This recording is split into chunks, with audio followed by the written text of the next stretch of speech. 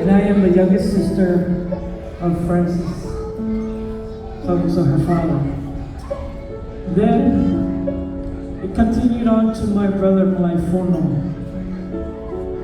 who's sitting over there. Everybody was wondering, who is that man walking her down? That was Francis's older brother. And in the back there is a man that always was with us. And we took him as our brother.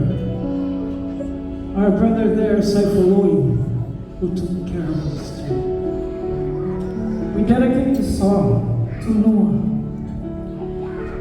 When Francis had passed, he left behind his wife and 3 children at a very young age. Francino was 4, Christian was 2, and Precious was 2 months. I know that she loved my brother so much.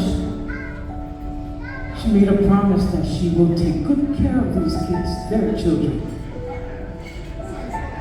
She taught them love. She trained them with so much love. She even taught them about the Lord.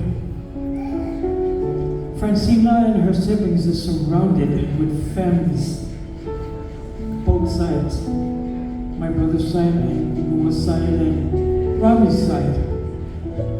Everybody had a part in their lives.